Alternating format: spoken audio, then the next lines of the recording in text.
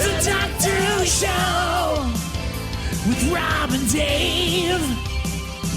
Hello, I'm Dave. And I'm Rob. And this is the Doctor Who Show coming at you for the month of July 2021. Rob, how are you? Well, Dave, we're both in lockdown, so we're probably in similar sorts of straits. Which, look, you never want to be in lockdown, but if ever there's a time when you have to watch an entire season of New Who for your podcast, it's a good time if you're in lockdown, because there's a lot of Doctor Who in New Who. It's not bad at all. I've watched a lot of things lately, not even just Doctor Who. Yeah, likewise, and we'll talk a bit about that later in the podcast.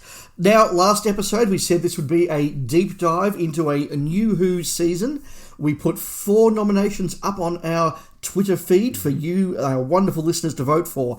And shall I read the scores, Rob? Oh, please, Dave. So in 4th place, not doing very well at all, was Season 7A with 9.3% of the vote. Yes. Listeners were very kind, and only 14.6 of you voted for Series 6, my least favourite season of Doctor Who ever. Which, look, it might have been interesting to get my take on it again, but might have been a quite negative episode, yeah. I'm scared to say. I couldn't get it over the line, unfortunately. Anyway. Doing quite well, though. Series 9, yeah. 35.4%. But an easy winner this time was Series 2 with 40.7% of the vote. So tonight, Rob, we are discussing the difficult second series of New Doctor Who, or David Tennant's glorious debut as the most popular Doctor ever. What will it Which be? Is it? What will it be? And how many votes in total was? I want to say it was over 250 or something, Dave. We cracked the 250 this time, which is, I think, the first time we did it. I'm sure it was our largest vote ever. Yeah, and it was so interesting to watch, because initially I want to say my Series 9 was winning until what I want to call the Steve B effect from New to Who. He jumps on Twitter and says, "Hey everybody, I love Series 2, so vote for Series 2. Suddenly Series 2 was winning and just won for the rest of the week. It just took off from there. I don't know whether it's because Season 2 fans like to read Twitter on the weekend or what, but no, look, I'm very happy to talk about this season. I won't say anything more. We'll talk about it and our thoughts about it as we get to it. But before we get into our news, we have an iTunes review, Rob. Yes, we always read these at the top of the show to thank people for taking the time, because it really is great when people take the time to do this, especially when they're people we don't know. And this one comes from Mr. Day, who I've subsequently met on Twitter in a virtual sense, and he follows us and we follow him now, and that's all great. But when he left this review, didn't have a clue who he was. Mr. Day, via Apple Podcasts from Great Britain on the 16th of July, says, "Wonderful, 5 stars.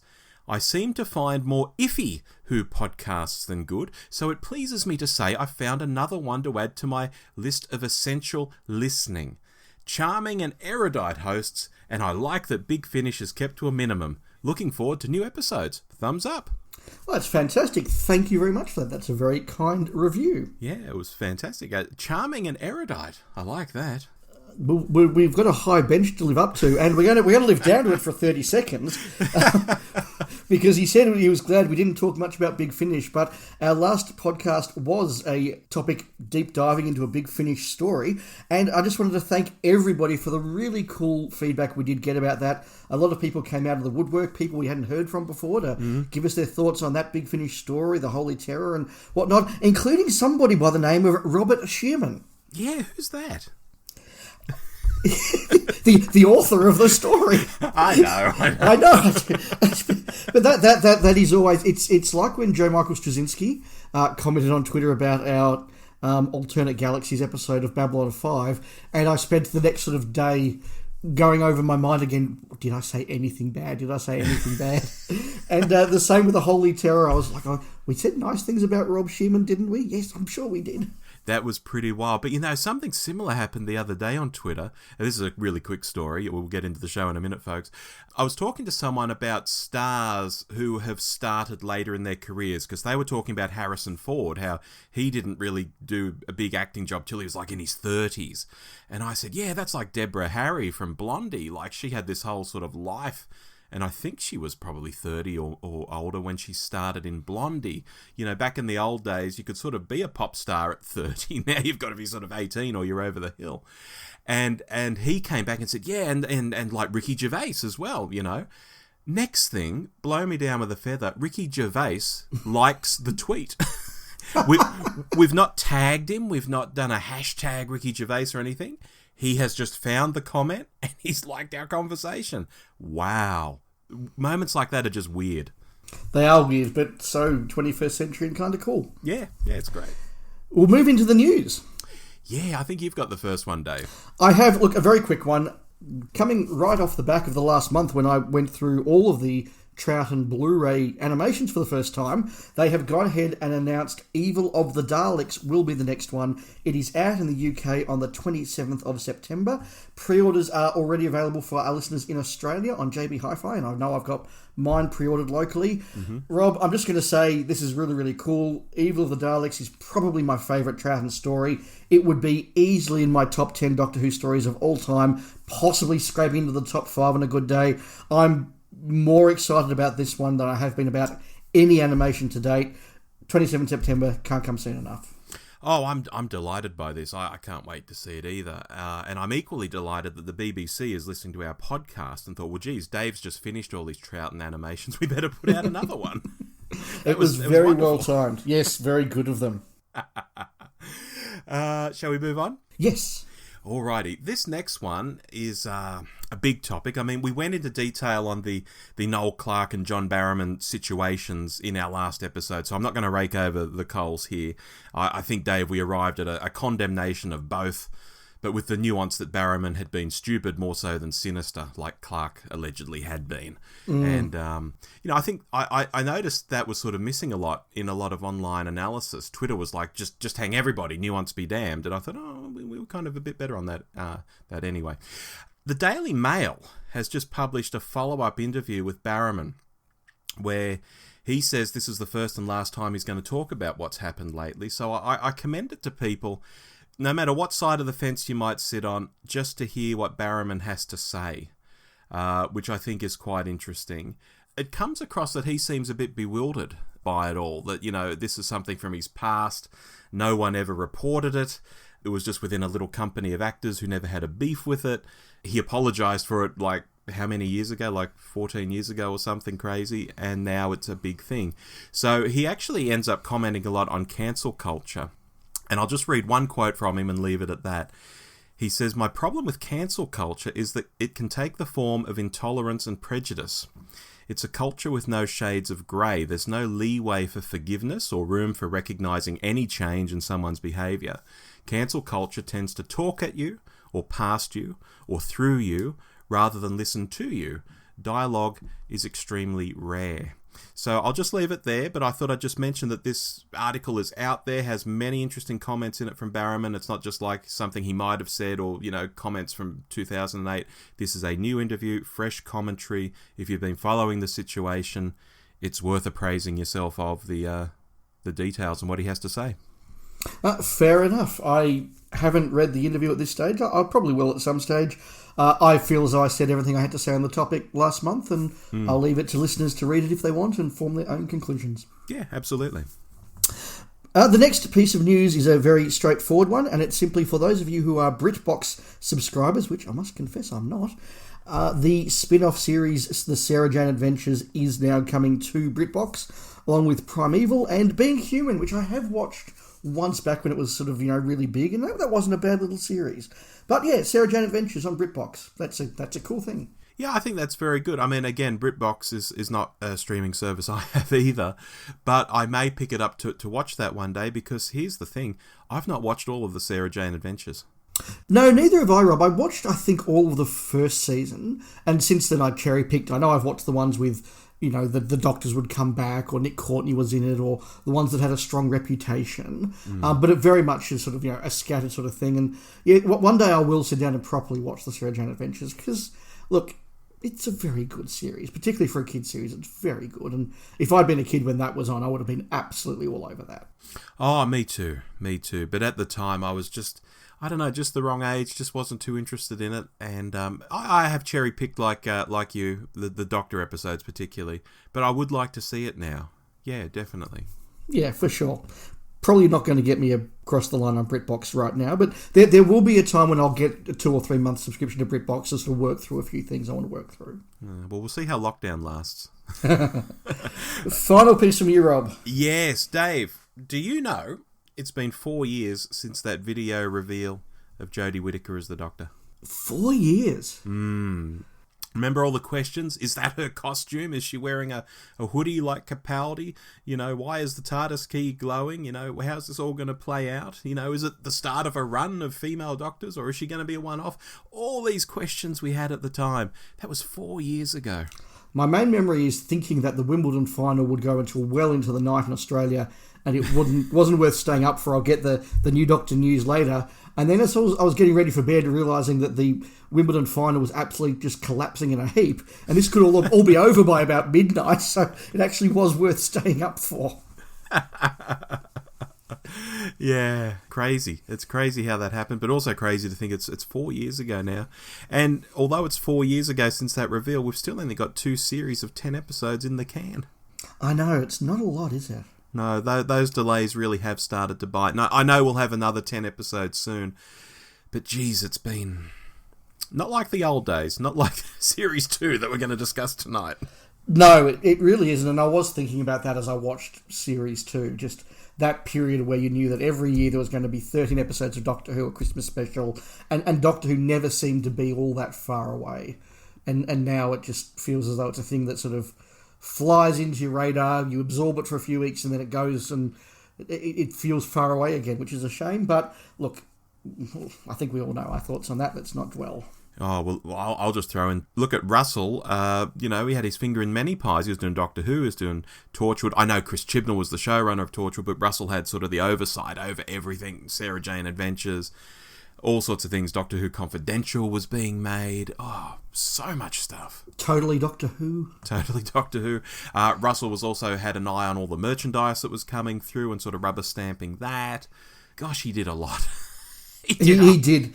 It was quite a time. Yeah, crazy. Anyway, that's the news. There's the news. So on to mini topics. One from each of us this month, and mine is a very straightforward one. In fact, it's part B of my mini topic from last month. Mm-hmm. You may remember, Rob and listeners, I was working through, in most cases for the first time, the Troughton animated episodes of Doctor Who, and I hadn't at that stage watched The Ice Warriors or Fury from the Deep. Okay. So just very quickly to finish that off, The Ice Warriors is comfortably the worst of any of the animations. Yeah. Some of that animation is actually laugh out loud bad, and that's not a phrase. There are some scenes I was just giggling at the quality of the animation, which is a shame. The Ice Warriors story itself, look, it's my least favourite of that season. I've said that before. I think it lives entirely on the reputation of the Ice Warriors themselves, which I must say, watching it again on DVD on a big screen at my place, that is a very impressive costume, and they are a very impressive alien race. And so they do save just a very, very dull story. And, you know, the 2 animated episodes really don't add much to that story. No. I mean, I've said before, the entire story is 5.5 episodes of, oh, we can't use the ionizers to defeat these Ice Warriors. Their engine might blow up and it might be bad. Oh, no, we can't do that. Let's see if we can find another solution or find out what's going on. And 10 minutes before the end going, sod it, we'll just risk it. Yeah. That's pretty much it. It is a dull story. The animation is terrible on those couple of episodes. I really struggled watching that. Yeah, it's not the best. Fury I did enjoy. I'm a big fan of Fury from the Deep. I was a fan going in, I was a fan coming out. I really appreciated a bit more the way that this was set up and the way that the weed sort of worked and the way the location sort of worked. It does make it a much easier story to watch in one sense. But in another, compared to something like the Faceless ones I mentioned or the Macra Terror I mentioned, where the animation really works to elevate the story, I don't think this is one where the animation kind of suits the story Fury from the Deep is a very subtle story. It's all about actor reactions. It's all about the soundscape. It's all about the performances. And look, the animation here is perfectly good, but it can't capture that level of subtlety. No. That really, I think, determines this. I mean, something like the cliffhanger, I think it is of episode 3, where Mrs. Harris walks into the ocean. You know, an animation can't quite capture that in the way that I think it needs to, which is a shame. But look, it's still a really good story, and I enjoyed seeing it. And it's come a long way from the first time I ever encountered Fury from the Deep, which was on bootleg audio via the Doctor Who Club of Victoria's audio library, which was a sort of a multi-generation copy of these soundtracks, mostly recorded by putting a microphone in front of a TV speaker, and you know, I'm listening to my Doctor like that's about the quality of it, and particularly these sort of long scenes in Fury from the Deep, which is just, you know, lots of weed, lots of heartbeats, lots of screaming, and you just hadn't a clue what was going on. So good, but I think Faceless Ones is probably my pick, not of the good stories, but just of the animation itself that really, really lifted and sold a story to a whole new level for me. Yeah, I mean, you talk about it coming a long way from those tape days, and it's true. I mean, I can sit here and sink the slipper and say there are bits of it that are just, you know, that sort of South Park bobbing along sort of animation that they have and that sort of thing. You know, we can sink the slipper over that, but it is so much better than just listening to a terrible audio. Absolutely right. I completely concur. Yeah, no, you'd much rather have them than not, and the fact that Evil is coming out is really, really cool. In the meantime, I'll just give a foreshadowing. My season 24 box set did arrive during the month. I've only just been able to start it because I have been watching 13 episodes of new Doctor Who. But I will come back with a report on season 24 next month, I think. Oh, fantastic. I'm buying mine locally after the disaster with Zavi last time. I got my copy of season 8, and Zavi told a bunch of people that they'd sent out their orders. And people were like, great, you know, it must be coming in the next week or so. And then a week or so later said, oh, no, you're not getting it. You never had an order. And people were like, well, hang on. You told me you'd actually dispatched something. So was that a lie? You know, I never quite got to the bottom of that. But that happened to some people we even actually know. And I thought, I'm not going to risk it with Zavi next time. They don't seem to know what they're doing. So I've just bought mine locally. I'll get it in, 2 or 3 months' time. Yeah, I had a terrible run with Zavi as well with season 8. Mine took about 10 weeks to arrive, but it did eventually arrive. I'd already pre-ordered season 24 at the time, so I thought, look, I won't cancel it. The worst that happens is that, you know, I don't get one, I can get it locally. But it did come sort of in pretty good time this time. I have ordered Evil of the Daleks locally, and I've ordered the Web of Fear reissue locally. Whether I order the next box set locally or through the UK, I don't know. It's a bit of a coin toss. One other thing I want to mention as we're talking Troughton. Tonight, Dave, before we came on air, I ordered from Character Options the new Pat Troughton and TARDIS set, which is a Abominable Snowman set. So Pat's in his fur coat, and the TARDIS actually has light effects, I believe, maybe even sound, which I'm quite excited about getting. I might get that in a couple of weeks' time. I had seen a few rumours about that. That does actually look pretty cool. Yes. It's an online exclusive. Right. I'm personally just waiting for the next couple of History of the Daleks sets to be announced. They're what I'm after. Yeah, they look very cool. Shall we move on to the next mini topic? Yes, one from you, please. Yeah. I wanted to talk a little, and people might even roll their eyes when they hear this because it's such old news now. Ollie Alexander as the Doctor. I wanted to raise this issue because it happened a little while back, and within a day or so, I think a rep for him basically shot the rumour down and said, no, that's crazy. You know, it was quite a funny sort of rebuttal, actually. It said something about him meeting Cybermen or something. It was quite camp and funny. I know why I wanted to mention it, though, because in making the show notes, we were talking, and I think you have some thoughts on the topic too. So I have something to say which I might hold off saying. Dave, your thoughts on this whole rumour, Ollie Alexander is the Doctor, you know, is it just because he's a hot actor at the moment, or why did that happen? Yeah, look, I think there's a couple of things to say here. Part of it is the sort of the meta discussion, and part of it is the actual discussion. Do I think that Ollie Alexander is a good and weird and interesting actor? Yes, I do. I think that he is very much the hot property of the moment. It's a Sin was a huge success. I think it's the most downloaded show that Channel 4's had in the UK or something like that. Really? Wow. I know that a lot of my friends, even people I wouldn't necessarily expect to have watched it, did watch it. Everybody loved it. Alexander takes a character who is deliberately imperfect, at times arrogant, at times narcissistic, at times kind, at times wonderful, at times selfish. He takes a very realistic character. I know people like that. Yeah, I was going to say, that sounds like a real person. Yeah, he takes a very real, flawed person and makes you, in the end, weep for their passing. He was very successful. Do I think that he's somebody who would be a perfect fit for the Doctor? No, he probably wouldn't be on my list, but I'm not going to think too much about it, given it did disappear fairly quickly. But I had a couple of thoughts when this did come out, just as a indication of fandom. Part of it is that there have always been these rumours that anybody who's sort of hot property at the moment and is having a bit of a publicity splash tends to get linked with the Doctor. That's fine. I did note, though, that there are times, though, when these rumours are correct. I would say that Tennant, Capaldi and Whittaker, at the time they were announced as the Doctor, they were, I think, the most expected announcement, certainly amongst fandom. But the key difference there was, at that stage, we knew that the current actor playing the Doctor was departing, and they were searching for and going to cast a new Doctor. Jodie has not left the TARDIS yet. Jodie is about to do a whole new series. No one has announced that she's going, and yet people are jumping on rumours about her replacement already. Yeah, well, look, just before I get onto Ollie Alexander, I'll say that, more rumours are out there this past week. One YouTube channel was talking about a regeneration having been filmed using a male and a female actor in one of those green onesies with the green hood over the head, so that Jodie can morph into a man or a woman who hasn't been picked yet. And I thought, well, this flies in the face of Jodie recording 2 more stories to be specials, for next year. So maybe this is just rubbish, or maybe there are no specials, and maybe she will regenerate at the end of this series.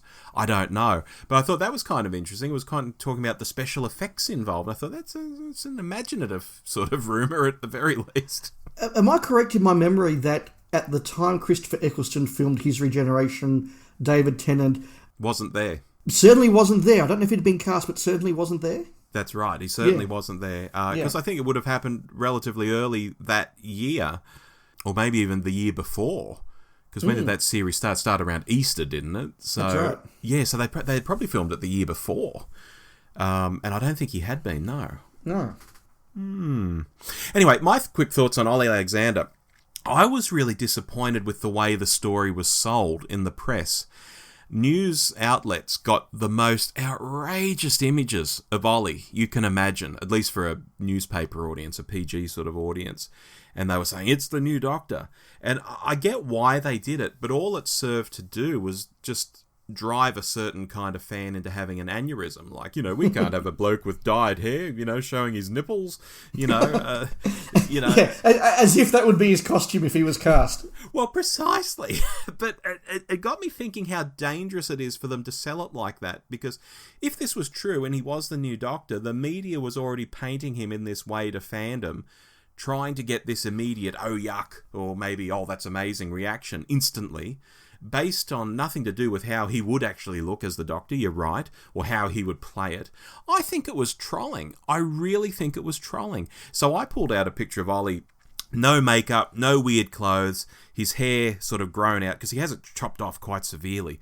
But with his hair grown out, it's curly. He sort of looked like a young Tom Baker. And, I put that out there, and I bet heaps of people who were saying, oh, yuck, to the pictures in the media might have looked at that and even had the opposite reaction. Thought, oh, he looks great. He looks quite young and doctorish. That's wonderful. And I think this is the power of the media to make or break people, or make or break ideas, or whatever. And it was used in this really loose and really pathetic way to this story as it was breaking. And I thought, oh, that's quite damaging. In the end, it doesn't matter because he's not going to be the Doctor. I get all of that. But just at the time, I thought, that's, I don't like that. Yeah, it also potentially sets, or would have set him up not to fail, but to have a difficult thing, in the same way that Jodie Whittaker was always going to be in some way by some people judged against the metric of being the first woman doctor, the first female doctor, which is a reality, but it's not a fair metric against which to judge her. The idea that were Ollie Alexander or another openly gay actor cast, they would be judged as the first gay doctor, and given that the sexuality of the doctor generally has very little to do with the actual character itself, and given that they are acting. Yes. That really is... That's even more irrelevant than the gender of the actor or, the skin colour of the actor. What an actor does when they go back to the hotel afterwards. I mean, just Christ. I mean, goodness, we judge some of the... if we judge Patrick Troughton on, what he got up to at hotels, it's just ridiculous. It's ridiculous. But you're right. It did sort of feel like the start of a let's judge this guy as a gay doctor, not as the doctor. In the same way that people like to judge Jodie as the woman doctor, not just the doctor. Yeah. Really well said. That's exactly where I was heading. Yeah, well, it seems as though we're in the same mind on that. But, main topic time. Here it comes. Series 2. So Series 2 goes out 2006. We'd come off the back of the Christopher Eccleston season. We were, I think, most of us, and a lot of fans, we pretty blown away by just how good that season was. It was renewed for, I think, another 2 seasons off the back of that pretty quickly. Yes. Eccleston walked before the season was even over. David Tennant, I think...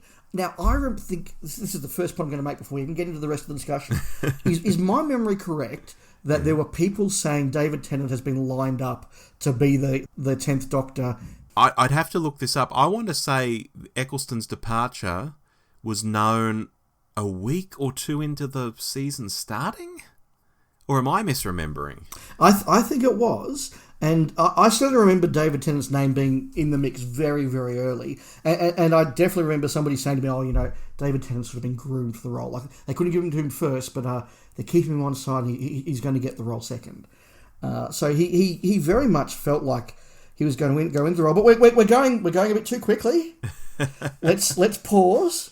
Yes. Rob, your memory of being a fan as Series 2 was coming out?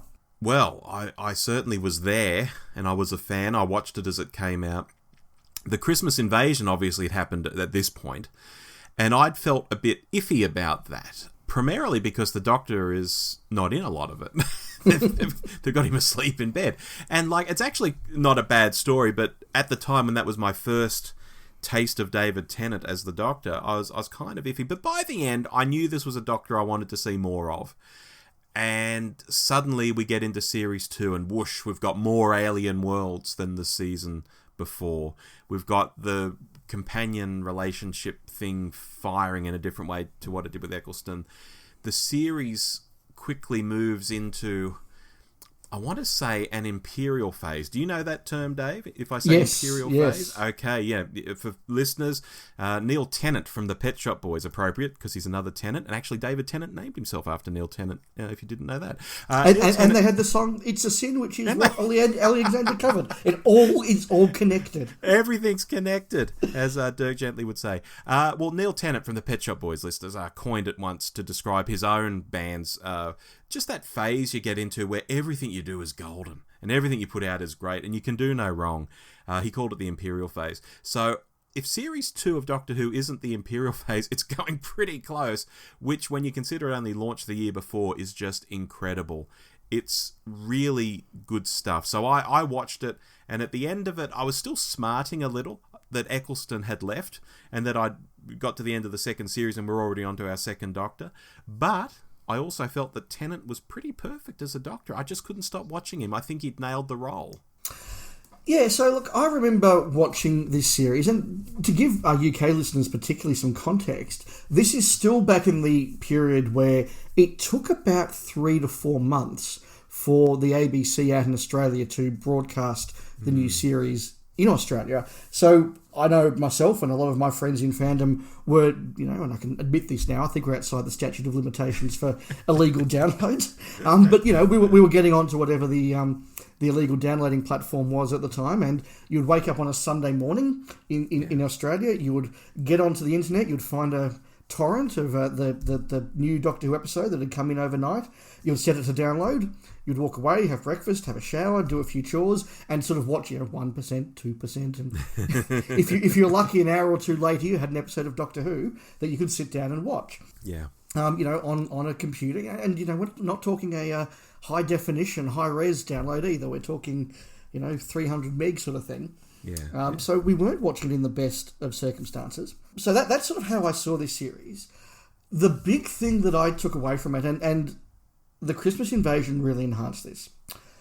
Myself and a lot of the people I was talking to in fandom at the time locally really liked Series 1. We really liked Eccleston. We were surprised at how much we liked Billy Piper. Mm-hmm. We also had this sort of ongoing resentment's not the right word, doubt's not the right word, negativity's not the right word, but a blend of sort of a bit of all of that about the fact that this wasn't quite the Doctor Who we remembered from our childhood. It was a little bit more populist, a little bit more, we use the word soap opera-ish. It's not quite correct, but it encapsulated that sort of feeling. Now, we didn't sit there and go, well, this is terrible, we're never watching it, it's awful. We said, but we would say, you know what, we wish it didn't have all this soapy stuff in there, but we appreciate that for it to be the number one show on a Saturday night, that's what it has to have in 2006. We accepted that was part of it. Now, we didn't need to know who the companion's mum was. We didn't need to come back and visit her. We didn't need to know who the companion's boyfriend was. We didn't need there to be sexual tension in this artist because, we're sad fanboys who just want lots of cool monsters and lots of alien races and William Hartnell as the Doctor. Yes. Those days are gone. So we accepted it and we understood why. For Doctor Who to be a success, it couldn't be the show that we wanted. It couldn't be Babylon 5 or Firefly, shows that would have a very small niche audience and be cancelled before their time. But that tension really defined Series 2 for me. And as I'm watching it back now, kind of free of that tension, that's going to be a big frame through which I'm going to talk about this rewatch that we've done. And my other big memories to do with the spoiler men, which I'll get to when we get to the relevant episode. In terms of David Tennant, I didn't really know him. I'd seen him in Taking Over the Asylum. I'd seen him in The Bill, where he was exceptionally good, memorably good in that episode of The Bill. And if you haven't seen that, I strongly encourage you, if you can, go and find his episode of The Bill. He is so good in that. So that's my memories. Rob, thoughts going into the rewatch? Yeah, well, look, I've already given away so much, so I wasn't dreading this. It's always been a series I've been pretty okay with, and obviously one I think that's come in for a bit of revisionism and a bit of stick over the years from fandom broadly. And I'd hear these things out there and think, wow, that's not my experience at all, at least not how I remember it. So, although there are some episodes here that I'd maybe seen every year or two for the past 15 years and I'm quite familiar with, there are others I'd barely seen at all since transmission. So, I was looking forward to this concept of watching it all again in order and seeing if the memory cheated, or was I right all along, or what was the situation going to be, because there is, I'm not sure if you'll agree or not, to me, there is kind of sort of a revisionism and a bit of a backlash against Tennant and this season out there. There's certainly a backlash against Tennant a bit. That is certainly true. Against the season, I'm not sure. Possibly a little bit. I was thinking in the way people say, Tennant and Piper, they're so smug and it's just so terrible. And, Now, you see, this is my problem, because I can't really call that a backlash because I was saying it at the time. Okay. And that's sort of, my thoughts going in. I was quite surprised. I know that there are a number of episodes of Doctor Who across all of the seasons that I have watched once on transmission and never gone back to. That is the big difference for me between the classic and the new. Every classic season, every classic story I've seen many times, and I will go back and watch a whole season, even the bits I don't like. New Who, I will rewatch episodes, but I will pick the ones I want to rewatch. I was really surprised, though, when I went back to rewatch this. I did a bit of a count. 6 out of the 13 I have not watched since they were first broadcast in 2006. So for almost half the seasons, is only the second time ever I've seen it. Wow. So that was really interesting for me. I have long had the view, and I certainly had the view going into this watch, that this was comfortably the weakest of the RTD seasons. Like comfortably, by some margin, the weakest of the RTD seasons, possibly the weakest of the first 5. So that, again, is something I was sort of looking for. Like, have I been overly harsh on this? How does it perform? And there is a certain element as well, and I thought about this as I've watched a lot of fans on Twitter and social media in this last few weeks receiving their Season 24 Blu-rays and going, isn't this a wonderful, fun, rompy season? How much we're enjoying this. And I go, gee, we weren't saying that in 1987. No, not at all. We weren't saying that in 1987. But when you're watching an episode of Doctor Who and the whole series hinges on this being good, you judge it one way. When you watch something that is broadcast, it's now, what 15 years ago, yeah, you don't have that expectation, you don't have that judgment, and you can look at it differently. So they're all the frames around which I am watching this series. Any points you want to make in general before we go into the episodes, Rob? No, I reckon we should rip in, Dave, because there's a lot to talk about. Well, would you like to kick us off with New Earth? I can indeed. New Earth, I think aside from a pretty weak resolution, which is, spoilers everybody, mixing every drug in the world to cure every disease in the world, and then doubling down on how stupid that is by then letting the cure suddenly become just touch. People who got touched with the solution can now just go up and touch another person with all these diseases, and they get cured as well instantly. It's a bit silly. But aside from that, I think this is actually a really entertaining sort of story. Tennant and Piper have a lot of fun with the body swaps. And in fact, since I watched this, and my wife was sort of watching over my shoulder, because she's seen all these episodes too, but she was watching over my shoulder, that particular bit where Tennant is possessed by Cassandra and he says, "You like it," to Billy. That's just become a common refrain in our house ever since then. You like it. Whether it's making a piece of toast, you like it, or whatever. It's quite fun. But the Cassandra story, to mention her, has real pathos. When we go back and see Zoe Wanamaker at that party, and it's the last night she told she was beautiful, and the twist is that it came from herself, and then she died in her own arms. That's some really nice writing, and I've always tended to like this, and I've seen it a bit over the years too, so nothing's really changed for me on it. And I've actually done some scores here, Dave. I've thrown a 7 out of 10 at it. I'm pretty okay with it. It's not genius, it's not brilliant. I'm okay with it though. Yeah, I'm okay with it too. This is an episode that very much went up in my estimation watching it back for the second time ever. There are things in here that I don't like, I'll get to in a moment, but as a piece of 45-minute enjoyable Saturday afternoon television, which I can now judge it as, because it's not the big new opener of the big new season and how's the new Doctor going to go and how's the new series going to be. It's just, hey, I'm going to watch this and have a bit of fun. It absolutely works. And yeah, look, getting Zoe Wanamaker actually to appear as an actress, a three-dimensional actress, rather than just a voice on a bad special effect, it adds a lot to it, and she certainly sells those final moments in a way that perhaps wouldn't have otherwise worked. It's not a strong dynamic opener, but it is a comfortable opener for a mainstream audience, and I think that's the right decision to make. Yeah, and the cat makeup is fantastic in this. The cat makeup is very impressive. Yeah.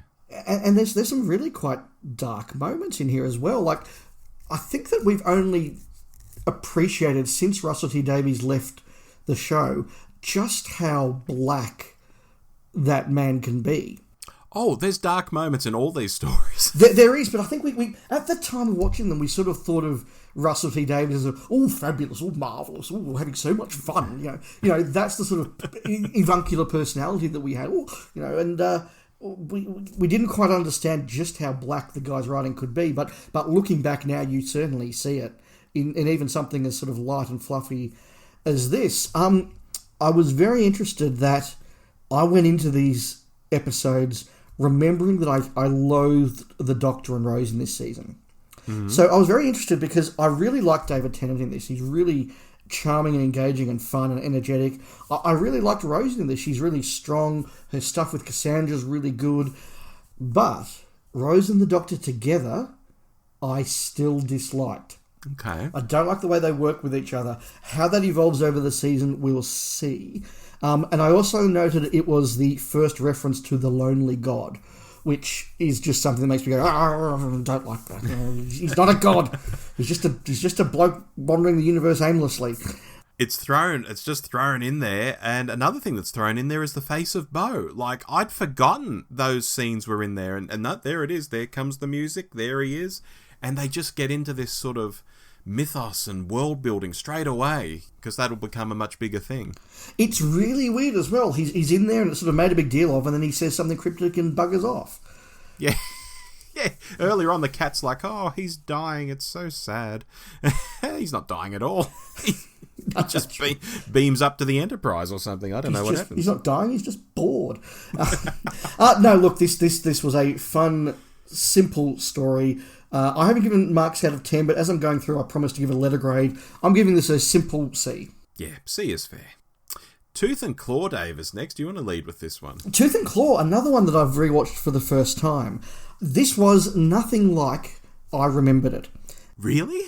I could have sworn that Prince Albert was in this story, and he's clearly not. Wow. The wolf was in far more than I remember it being.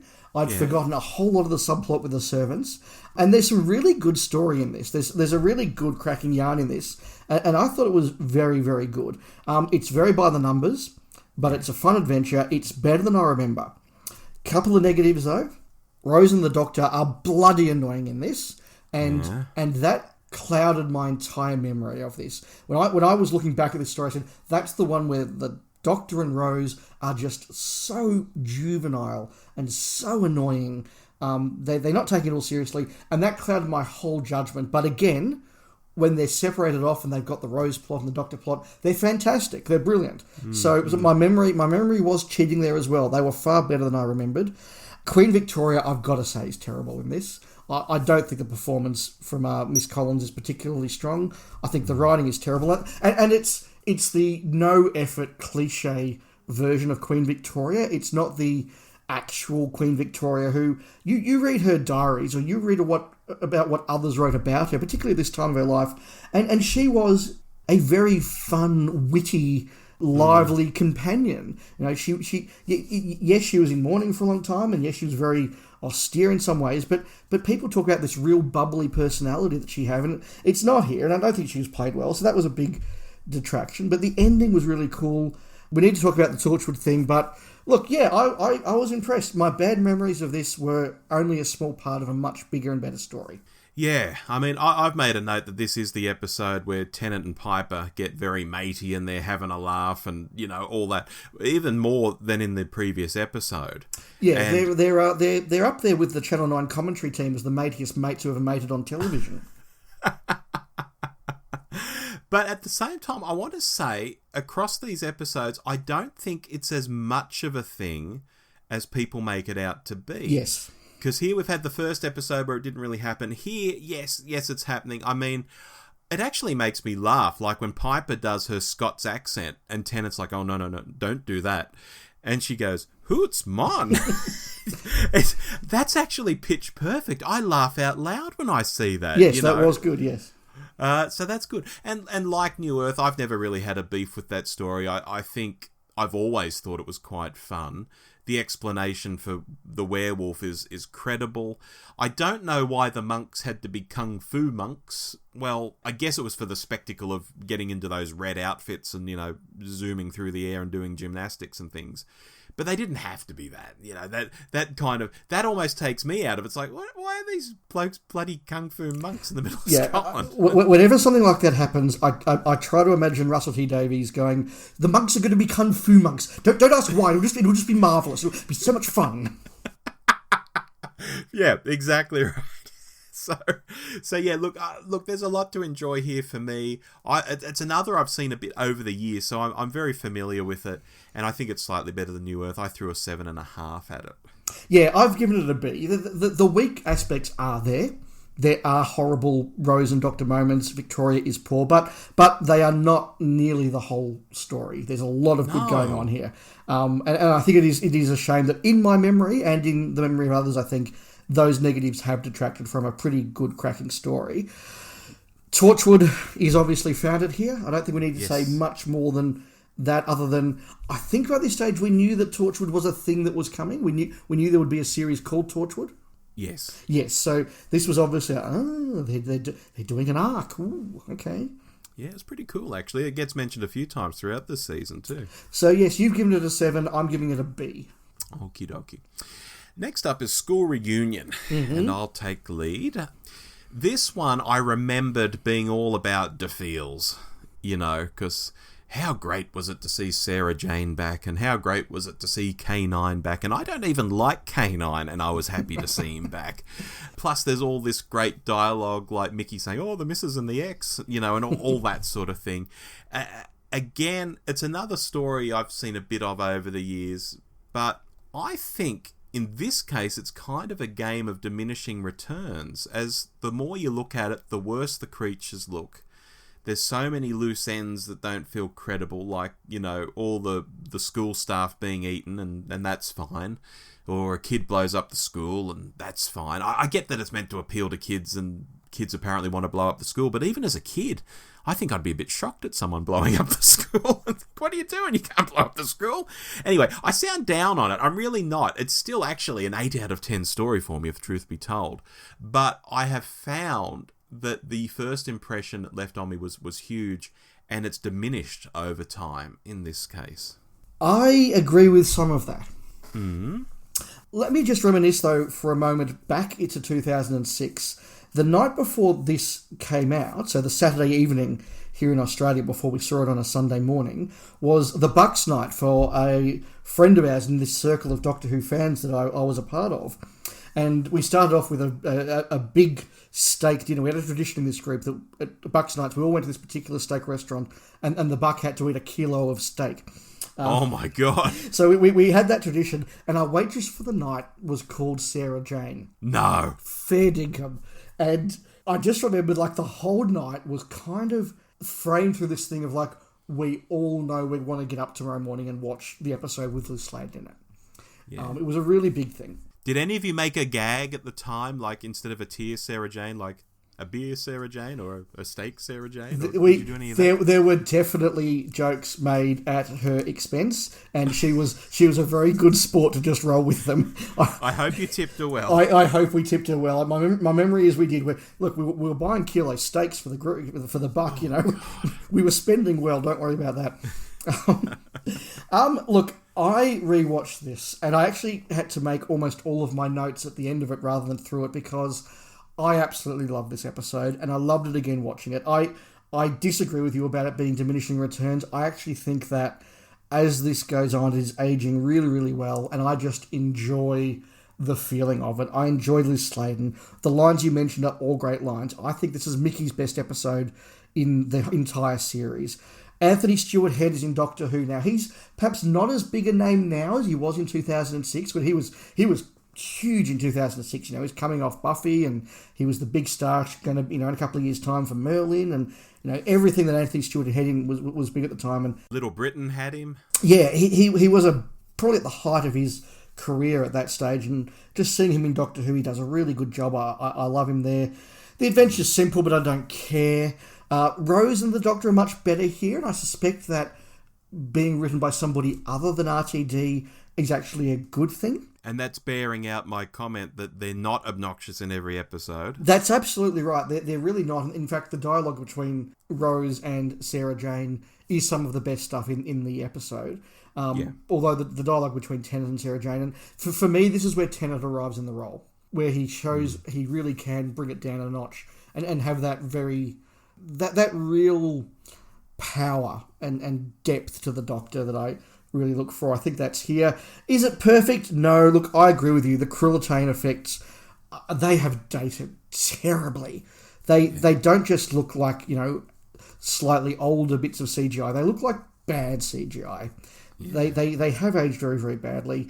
But that's really my only criticism of it. Yeah, it's simple, but I don't care. I do wonder what the kids made of K9, whether a kid, watching for the first time at the age of 8 or 9 in 2006 would have gone, that's a cool robot dog, or whether they're like, what the hell is that? Don't know the answer to that. Genuine question I put out there. I'm giving this an A. Yeah, well, A from you, 8 out of 10 for me. It is a good episode. Yeah, it really is. I really enjoyed watching that one back. And look, this is one I have watched a few times since. It's one I'm very, very fond of. Okay. Girl in the Fireplace. Do you want to take lead on this, Dave? Girl in the Fireplace is an episode that I, again, have not watched for 15 years because I detested it when I watched it the first time. Really? It comes between two brilliant Stephen Moffat episodes. I think that Empty Child is one of the best episodes of New Whoever. I think that Blink is one of the best episodes of New Whoever. And I can't stand or couldn't stand Girl in the Fireplace. So I was kind of watching it, genuinely trying to give it an open mind, and there is a lot of good in it. I will say that the spaceship effects look really dated now. That is a shame. The playing with time is really interesting, and I'd forgotten just how much they did with it and how they had all the different rooms around the spaceship with all the different access ways. I just thought that there was one fireplace and one room and everything. So there was more to that, and I was really engaged by that. It's got some nice moments. What's that ticking? That's a really cool moment. The design of the robots is a really cool design. However, I hate the kiss. Right. I don't buy the romance. I think the second half is really slow, and it's a little bit schmaltzy, and I think it does hinge entirely on whether you buy the Doctor falling in love with this woman. And I also can't help but judge it a bit through the prism of now having seen Amy Pond and the 11th Doctor, and being very uncomfortable with the whole implications of the obsession that the Amy character has with the Doctor, that she meets this man as a child and becomes obsessed with him and sexually obsessed with him and all the rest of it. That there is a proto version of that happening here with Madame de Pompadour, and that sits very badly with me. This bloke that she met for 3 minutes as a kid, and now she's grown up and she's sexually excited by him, and it's all a romance. I don't buy it. It makes me feel uncomfortable. It is unfortunate that, yes, I am seeing it through the Amy prism. So, although I like this episode more, and I saw a lot more positives in it, and the first third is really clever, it's still not a pass from me. I've given it a C+, which I think is Wow. It's better than I would have expected going into it. I would have given this a D or even an E going into it. So it went up in my estimation, but only so far. I don't buy what's at the heart of this. Well, we're going to diverge here quite a bit, Dave. Oh, awesome. I like it when we do that. Because to me, this was a revelation at the time. And I think for a lot of fandom it was too. I think it's very popular out there in fandom. I am very happy to say that the majority of fandom opinion is on your side on this one, not mine. I'm very aware of that. I'm very aware I'm in the minority, but I stand by my views. Okay. For me, we had the Doctor here as a dashing young hero for the first time since maybe Davo, Of course, he's pushing it further and he's goofier than Davo ever would have been, but it works. The premise to me is great. We get one of those unquiet dead endings where, like we learn how Dickens died. Here we have the Doctor told that Madame de Pompadour has died and all of that. That's a great ending. But before all of that, those clockwork robots, you're quite right, are really beautiful to look at. They're a real mystery. The creepy ship with the human parts built into it, like the beating heart when Mickey looks behind that hatch and there's a heart in there. It's like, oh my God, this is Event Horizon or something. Yeah. This is quite nuts. Let me emphasise, that stuff was really cool, and I'd forgotten, and I was really impressed by it this time. Cool, yeah. So this has got a bit of everything to me. Even the absurdity of having the horse on the spaceship. I see that and I just laugh. To me, this is Moffat just having a laugh, and it's great. And I'm giving it the biggest score I've given any of these episodes thus far. This is 8.5 out of 10 for me, even after all these years. I love this. No, that's really cool. Look, if I was judging the first third to half, I would give it a very high score. I don't like the second half. But that's fine. Look, it landed for you, and that's great. Yeah, I particularly like too where the Doctor thinks once the mirror is broken that he's trapped, and he's going to have to go the long way around basically to get back to the TARDIS. I love that sort of stuff in Doctor Who where the Doctor thinks he's lost the TARDIS or can't or is trapped somewhere. I love those kind of conundrums and wondering how they'll get out of it. No, that's fair enough. Moving on, shall we do these two-parters as just like one overall story? That's how I've done my notes, so I'm very happy to. Okay, so we got the rise of the Cybermen and the Age of Steel. Now, this is a story I've seen sparingly over the years because I've always had it in my head that it was a bit rubbish. I didn't like the idea at the time of this alternate backstory for the Cybermen at all. It's like, no, the Cybermen are the Cybermen. They don't need an alternate backstory. This is silly, particularly when it's just like an Earth businessman turning them into essentially robots, like stampy robots. I'm a little easier on it nowadays, but at the time, this was yuck. But again, watching it again, all the bits that were good the first time around, some jokes, some good characters like Mrs. Moore, all of that was still really good. And I didn't mind the rest. Of course, I still roll my eyes a bit at the Cybermen stamping around and being robotic and all that stuff I just mentioned. But broadly, it's fine. It's still not the, quotation marks, epic two-parter I think they want it to be. But I think it's better than I thought it was. And I'd probably throw a 7 out of 10 at it. Just. It's in that sort of territory for me. Yeah, interesting. I alluded earlier that I needed to talk about the spoiler men. Right. we talk now about, Doctor Who rumours and spoilers and how tight Chibnall keeps everything. I can remember just how desperate the production team was to try and convince us that the Cybermen might not be back for series 2. Like, I know we did the Daleks last time, and you all think we're going to do the Cybermen this time, but we might not, until we say it. It's not happening, and it's all just rumours. And we again, in our circle of friends, started to refer to them as the spoiler men from then on in, because, you can't say Cybermen, the production team say, and even now, occasionally in a conversation, we'll just reference spoiler men rather than Cybermen. So, just a fun little thing then. My memories of this, Rob, were very similar to yours. And I have rewatched it since, but not for a long time. I watched Rise of the Cybermen. At the end of that, I was actually really enjoying myself. I thought this is a really fun adventure. It's got its faults. Now, I stand by my view that Roger Lloyd-Pack is the worst piece of miscasting in the whole of Doctor Who.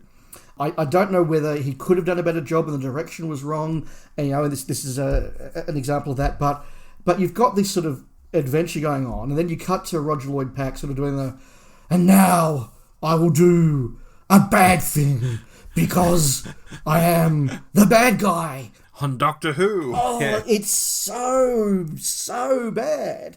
And unfortunately, that performance completely fails to sell until really his last scene, this idea of the desperation that is driving him to do it. Like, I can see what the script is wanting him to do. And if this was a man confronted with his mortality and his failing health and his frailty as a human and desperate to live forever, I could buy that. But instead he's sort of doing this Superman comic villain thing, and it's terrible. And I also don't quite buy that the answer to I want to live forever is to become a Cyberman. Because given that he's deliberately cutting their humanity out, it doesn's quite work for me. So that... To be fair, though, they convert him against his will. True, but he's still created this thing. Like, his aim is to be a Cyberman. Yeah, but maybe with a mind. Maybe. Look, maybe.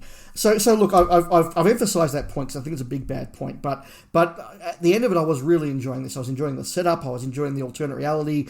The stuff with the earpods where everyone just stops and gets downloaded is just stupid, but it sells a point. I get that. Whatever. Don't worry. They'll all stop it. And they'll all have it downloaded, and it'll be really good. Like, okay, fine. But that first episode was a cracking little adventure. I really quite enjoyed it. It completely falls apart in the second episode. Yeah. I think that it is a missed trick with the Cybermen. The story of Cybermen, and Moffat did this better when we got to World Enough and Time. And I think we've said on the podcast many times, you and I both love World Enough and Time. Yes. That sense of utter despair and utter desperation where you have no choice but to become a Cyberman, to give up some of your humanity.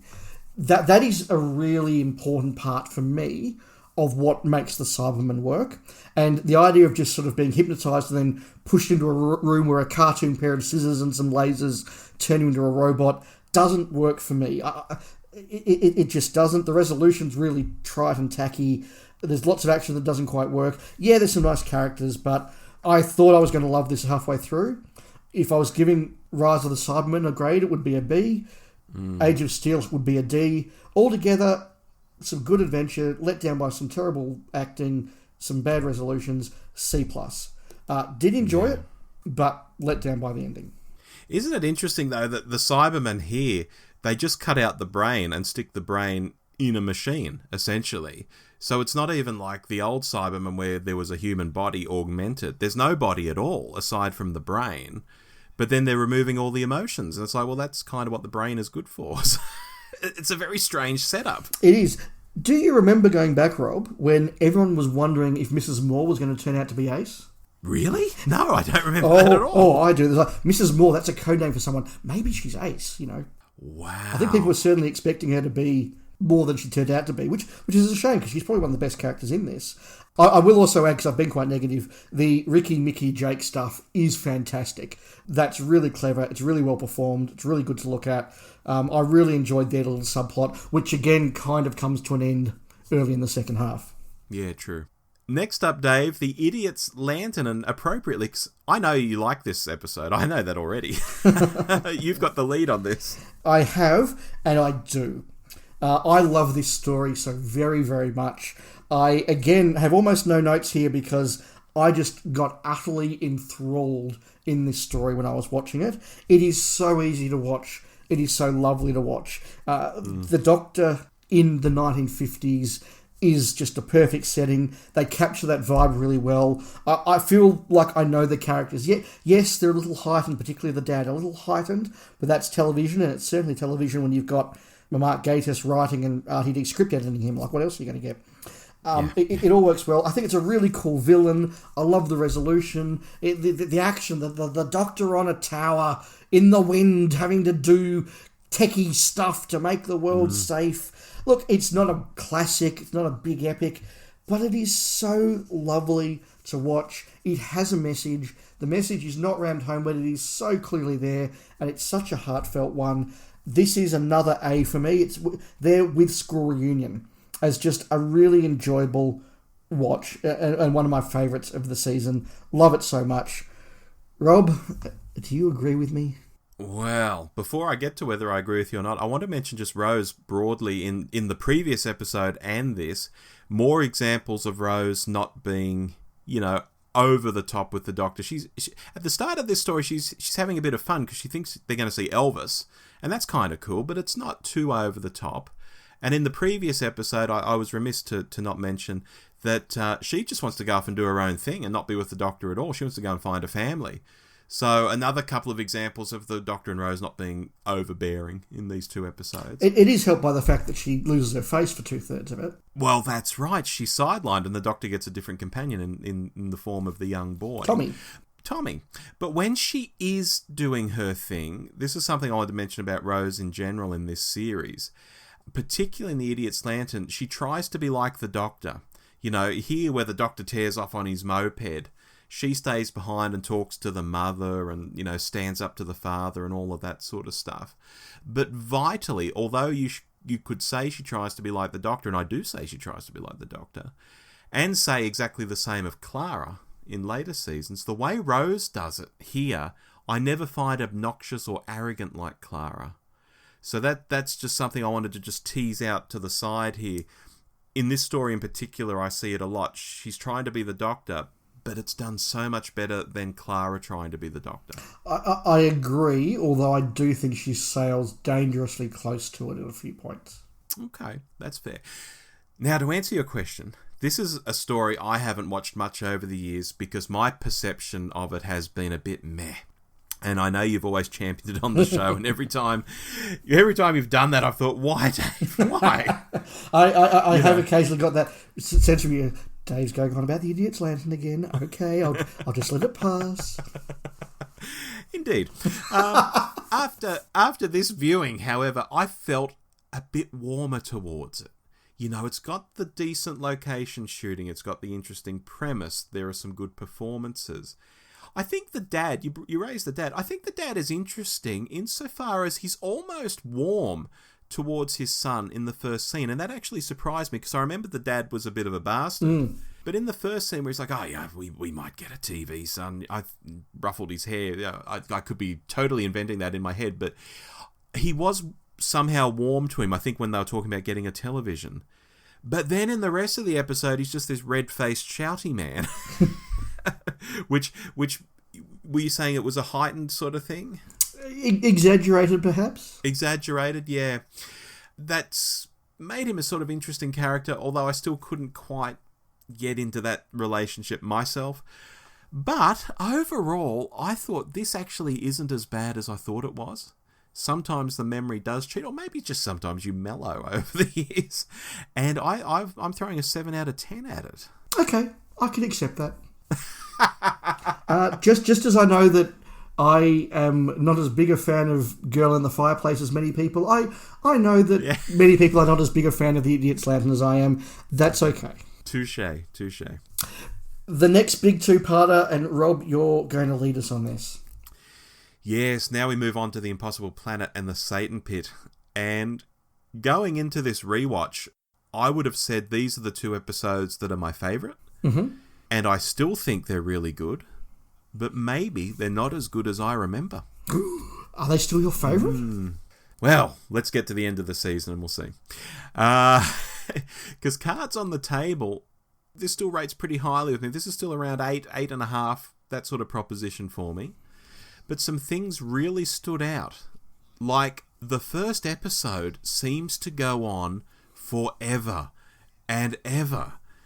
You know, some of these rewatches just felt they sped past. But the first episode of this, and knowing there was a second to come, my God, I felt it was slow. And in the case of the memory cheating, I thought the Doctor, when he got down into the pit, and he met the creature in the pit, I thought he actually spoke to that creature. And I guess he does speak, but the creature doesn't talk back. All of its talking is done elsewhere. The Doctor just acts against this roaring, mindless monster. I'd completely forgotten that. I thought he went down into the pit and had a conversation with Satan, you know? Yes. And I thought, oh, no, that doesn't actually happen. I made a note that the Doctor and Rose were a bit obnoxious at the start of this one. Probably their most obnoxious since Tooth and Claw. Mm-hmm. So I will note that. I've been noting the episodes where I don't think that was happening, but here I think it was. But on the whole, it's a hard one to discuss because I've always liked it, but I started to see flaws in this one. It was similar to School Reunion in that sense, that this is something I've really liked, and maybe I've just overcooked it in my brain to the point where when I do rewatch it, I think, oh, was it actually as good as I thought it was? And what did you score it? Well, I said a moment ago it's an 8.5. Let's go 8.5. It's still really good, but it's not quite as good as I thought it was. So that's equal with your best so far? It is. Okay. I've given out 2 A's so far this season, and with this one, I will say it up front, I'm giving out an A+. This to me is one of the top 2 or 3 stories of the Tennant era, and it's probably one of the top 5 or 6 stories of New Who. This is exceptionally good, and I watched it back and was utterly enthralled by it once again. Let's start off with the obvious stuff. It is visually spectacular. Whether it's the black hole, the way the space base is set up, and sorry, my nerdy fanboy heart is just beating for a great big space base on an asteroid under a black hole with cool aliens. Like, this is Doctor Who. This is fantastic. Their rocket looks pretty cool as well. The rocket looks cool. The big gnarly monster, I think, has aged far better than a lot of the other effects in this season and still looks really cool and certainly sells the tale. I think the characters are all wonderful. Gabrielle Wolfe coming back to do the voice is spectacular. It is a little bit of a shame that when I watched it, we were all going, does that mean Sutek's back? I hope Sutek's back. I hope he's playing Sutek. And I do think we were let down a bit in the second episode. It's like, oh, it's not Sutek. But relieved of that, it's just great to have that wonderful voice acting back. I love the characters, I love the acting, I love what happens with the Ood, I love the threat of the whole thing, I love the captain, he's so good, Mr. Security Guard, he's so good, Toby is a really cool character, the female characters are really wonderful, when that young girl, when she dies, she was only 20, that's a wonderful moment in terms of drama, and that's where this RTD sort of, soapy, touchy-feely stuff blended with outer space sci-fi comes off so well. Oh, and the brutality we were talking about earlier, like the girl floating in space, that's brutal. Yeah. Killing all the Ood. Yes. It's pretty brutal too. Absolutely, and I like it for it. I like it for it. Even watching this again, I kind of vaguely remembered who survived, but I was still getting a bit like, oh, I hope they survive, or I hope, oh no, I was still getting those moments for them. I will say a couple of detracting things. The Dr. Rose stuff is the easiest, weakest stuff of the episode. The bit where they sit down and it was like watching a couple of 16-year-olds flirt. Rose is sort of doing that kind of pathetic. If I keep just mentioning us and a life together in the same sentence, maybe he'll kind of reach that conclusion too. It was really badly written, really pathetic. I don't think Rose is served quite all that well in this episode. She's probably given not much to do at the expense of some of the guests, which is fine. Tennant is really good. I still, though, having watched this many times, don't quite know what happens at the end. I don't quite know why the Doctor had to upset the status quo, because it's sort of like, if I upset the status quo, then I'm falling into your trap, but if I do that, you're falling into their trap, so I'll upset the status quo to end you, but if you just left everything as it was, everything would have been fine. Like there wasn't a sense of, the Beast has been rejuvenating his power and now he can, he's breaking free. It's like, no, he's hypnotised some Ood and they're going to wipe out the base, but the Ood were going to come and release his chains, and if they had let him out of his intelligence out of the vases, the planet would have tipped into the black hole. So I don't think the ending quite works, but it's one of those very New Who, very RTD things of, who cares, I'm just having great fun with the action. So, look, a couple of faults, but basically an A+ from me. It is a good story. I just wanted to reinforce that for me, it's one of these ones where I've really liked it and gone back and found it wasn't as good, which is the opposite to other episodes where I've gone, I'm not so sure about this, and I've actually liked it more when I've gone back. No. Like Idiot's Lantern, for example. No, fair enough, but no, A+. Very good. Love and Monsters. Yeah, this is you leading, I think. It is. I have seen this twice. I saw it on broadcast and I saw it about a year later to see if it was what I remembered, but I haven't seen it for a long time. Okay. Going into it, I definitely noticed just how much the cast, and this is true of a lot of the era, were very much hot property at the time. Like, I sort of went through each member of the cast and said, I remember you being big in this at the time. You're in The Bill at the time, and you're in Harry Potter at the time, and you're in State of Play at the time, and they're all really quite big names. Oh, well, Mark Warren, who plays Elton Pope, yes. I guess in theory he's almost the lead for this story. He was in one of the later episodes of Spooks, and I did that big Spooks rewatch recently. Oh, right, yes. I was like, oh, it's Elton from Love and Monsters. No, but in that, he's a stone cold killer.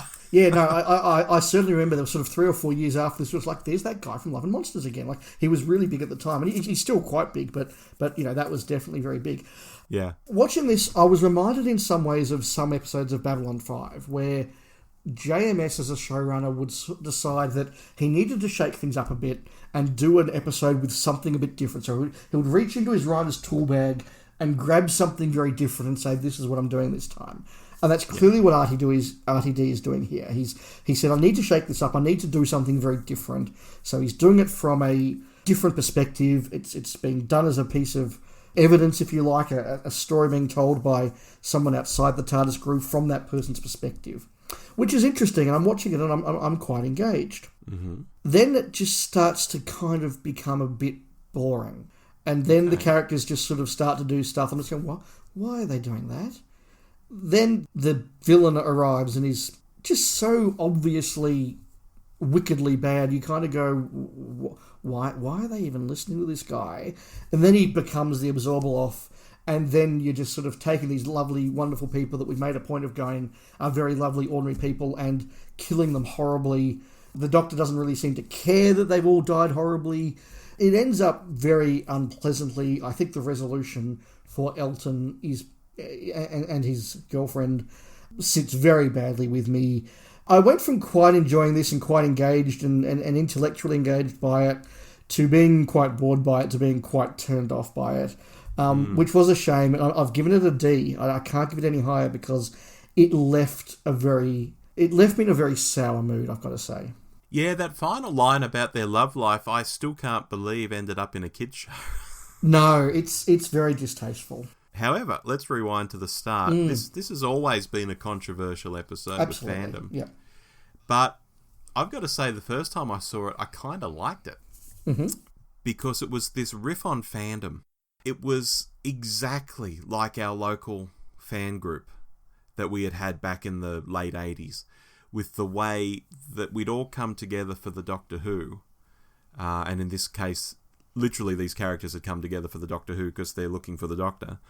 But then in this fan group, we all had other interests that we brought to the table. So I have very vivid memories when I was, say, 13, 14 years old. We'd gather for our overnight Doctor Who meeting, on a Friday night or a Saturday night. This happened once or twice a year. It'd be like, let's watch Doctor Who all night and have a sleepover. And that eventually morphed into us changing into army clothes. And my friend lived on this acreage. And we'd all go off and hide in the dark in army clothes and sort of play this advanced game of murder in the dark for most of the evening rather than watching Doctor Who. So I've actually been in a fan group where you've come together for one thing, but then you've morphed into something else. And for us, it was like playing soldiers in the dark.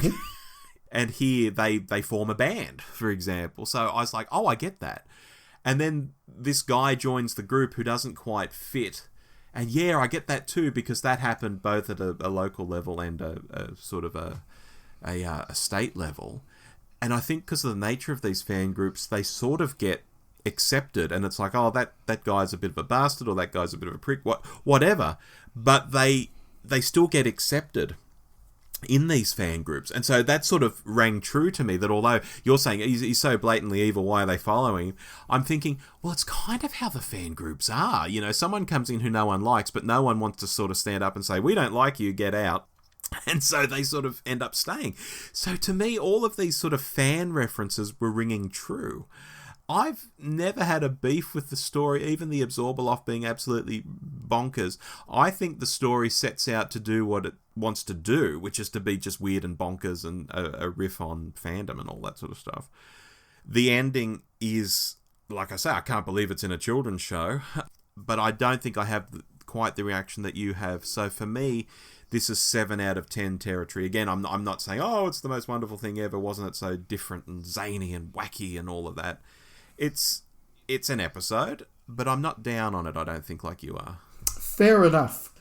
Fear Her, the one that I think most fans would certainly say has the reputation as the worst of the season. And I think there was even a DWM poll where it was like not only the only New Who story in the bottom 30 or 40, but like at the bottom, I think. Yeah, I mean, for me, this was the episode of the series that I disliked the most. And subsequently seen the least. And that was without being in sort of organised fandom too much at the time. I just really disliked it. And when I got into fandom a bit more and realised everyone else disliked it, I thought, yep, they're quite right. What's interesting is that I was some way into my rewatch here and I wasn't minding it. And I kept asking myself again, does the memory cheat? What did I actually have a beef with? Because I've gotten into it quite some way here, and this is fine, and that was actually good. What is going on? Have I massively misremembered this? Has all of fandom misremembered this? And then the child got possessed and did the whispering voice thing, Dave. She whispers like this, and I'll stop talking like that, please. Which I think is probably really good acting for a child of that age. I think she's like, oh, I've got to pretend to be possessed. I'll do this voice. And, I think that's probably quite good for that child at that age. But I just found it annoying to watch. And then the whole thing just falls into a heap. And I was like, that's why I disliked it. Thank you. And, it took a while to happen, but there it is. But it was probably still a bit better than my memory had let me think. I think I'd concentrated more on the ending and thought, yeah, that was crap, and so the whole thing was crap. Overall, I'd throw maybe a 5 out of 10 at it, something like that, which actually feels harsh, but it's not really. I think 5 out of 10 is fair for this. I thought Fear Her was fine. Wow, okay. Not good, not amazing, but fine. I got to the end of it, I thought, that was okay. It certainly wasn't the absolute disaster that I was expecting or that I remembered. Yes, the Scribble Monster special effect is embarrassingly bad. Yeah. And yes, it kind of gets a bit weird and silly towards the end. Is it an episode I'm going to come back to again in a hurry? No, it's not. I did feel very sorry for poor Hugh Edwards having to do that commentary. Oh, look, everybody's disappeared. I wonder what that means. This is a terrible thing for the games. There's some terrible lines in that I can only assume is meant to sound disingenuous, but it's not good. Yeah. I thought it was fine. I don't really have much more to say about that. I've given it a C, which is the same as I gave New Earth, and I think both of them are very simple, fine little pieces of television. Not great. They're okay. Talking about you saying you weren't too sure about the end of the Satan Pit and what actually really happened, I wasn't too sure about this one because Billy Piper goes running after the Olympic torch, does that ridiculous toss of the rock, which is really a spaceship, into the Olympic torch at quite some distance. And that sort of frees these creatures or whatever it does. It heats them up and off they go.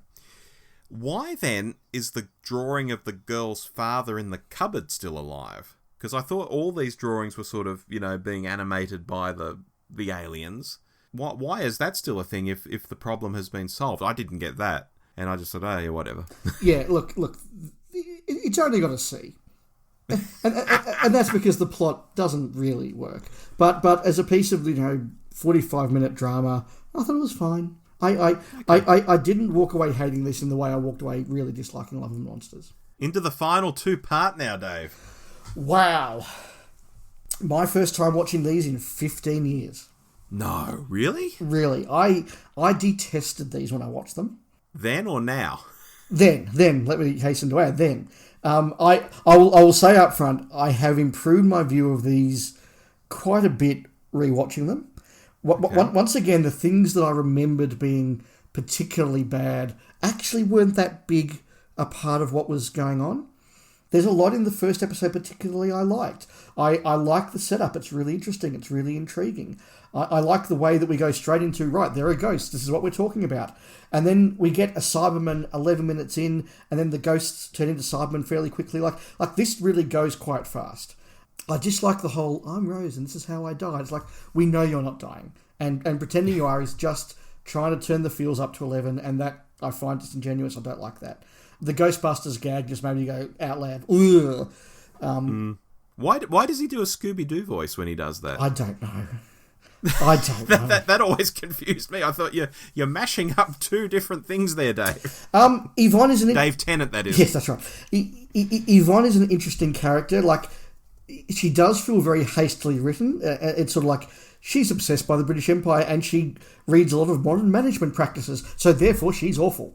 And that seems like be a little bit too easy and too simple. But I like what Torchwood is doing. I really, really, really like the premise of Torchwood at this point. That idea that, yes, mankind is salvaging alien tech and using it to advance. I think that's a really interesting, clever idea.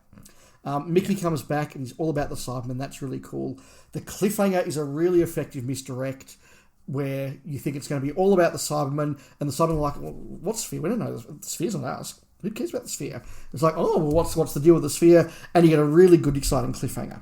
Yeah. The idea of Cybermen versus Daleks should never have been done on screen, because it can never be as good as you expect it to be. And the big problem here is having spent an episode building up, in fact, having spent a season in some ways building up the Cybermen as the big bad of the season, to then have the Daleks come in and basically wipe them out ridiculously easily with a bit of bitchy banter in between is a letdown.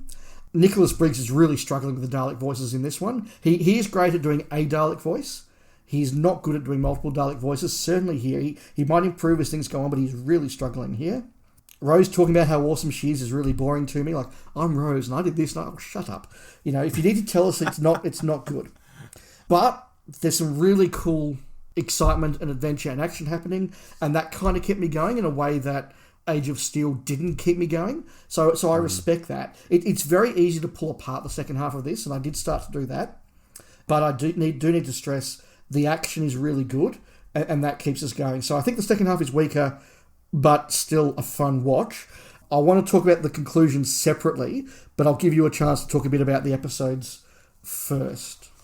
Okay. Well, similar to Impossible Planet and the Satan Pit, this was one I knew I liked going in, and one that I'd seen a few times over the years. But similar to those episodes, the rewatch took it down a notch for me. It's still maybe an 8 out of 10 kind of proposition for me. It still has some great lines. It still has spectacle, even if some of it is a bit silly. Especially when all the Daleks are getting sucked into the back into the building. And they're all getting sucked in, like thousands of Daleks are getting sucked through basically like a window. And I thought that just wouldn't work like that. They'd start hitting the building and start smashing the building. You know, I'm nitpicking. So did you also notice that the Genesis Ark doubles in size between the set and the CGIs outside? Yes. Look, it splits up the Doctor and Rose in a brutal way. It has that awesome piece of music when that happens with that bass line and all that sort of stuff. So it still does a lot of good stuff, but again, I think it's overcooked in my mind over the years. And when I was actually watching it, it no longer lived up to what it was in my head. It's certainly nowhere near what I thought it was back in 2006. Back in 2006, I disagree with you here. I would have said, oh, that's 10 out of 10, and I felt completely moved by it and thought it was the best of what New Who could deliver. I was blown away by this back in the day, and now I just see it as like an 8 out of 10. Yeah, that was good, but it's not what I thought it was. It's really interesting you say that, because I would also say that my memory overcooked that ending, but because I saw it in a negative way, it overcooked it in a heightenedly bad way, and it wasn't as bad as I thought it was. There is a moment where the Doctor's explained what the plan is and what everybody has to do, where the Doctor sneaks up behind Rose, he puts the teleporting, dimension-jumping thing on her, and zaps them all into another reality. And I thought, that is such a cool moment and such a Doctor moment to take the decision out of the companion's hands, because it's the right thing to do on a bigger scale. And it reminded me of Tom's Doctor putting Sarah Jane off the TARDIS. You know, it was that moment of, you can't come with me anymore, and just doing it. It's something I expect Smith to do. Yeah, Smith. Yeah, absolutely. Smith, Tom. From Tennant, it's almost unexpected. Yeah, and that really heartens. I thought that is such a cool moment. Totally undermined by the fact that she just presses it again 6 seconds later, and she's back.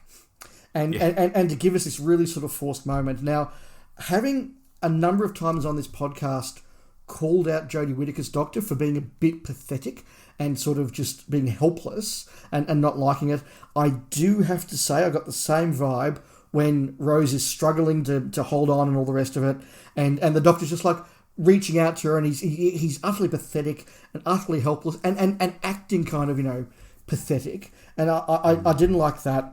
I do think it's cool that Pete's the one who gets to save her. I think it's cool that she goes back to the other world. Look, I do understand, and I do accept that the only way for Rose to leave the Doctor was to have no choice. Yeah. But I would have liked it to have been done that first way, not that second way. I don't buy the whole burning up a star to say goodbye sort of thing. It's like, you know, have a bit of class and go out at the right spot. Now, I would fully accept, if you're somebody who totally buys the idea of the Doctor and Rose as emotional lovers, intellectual lovers, and potentially even physical lovers, if you buy into that sort of dynamic, you know, to go back to our theme of the episode, or one theme of the episode, that soap opera dynamic of we care about the relationship more than the plot, I get that would be a huge, like, oh my god, teary sort of moment. I don't. I'm more interested in lots of cool Daleks shooting lots of cool laser beams, because I'm, you know, emotionally stunted or something, maybe, I don't know. so the whole sort of falls flat. Yeah. So look, this episode went up considerably in my view. I've given the whole thing a B. I really like the first half.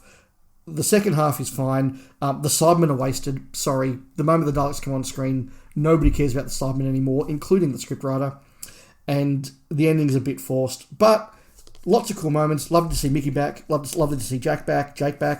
Lovely to see Pete Tyler back. Glad to see the end of Rose's mum. I know a lot of people love her. I don't. I'm sorry. As I said, it's gone from a story I thought was really terrible to a B. Like a lot of this series, a lot of it I have come back and thought of a lot more fondly. I haven't elevated all of it to greatness, but a lot of ones I had clouded memories of, I've just enjoyed.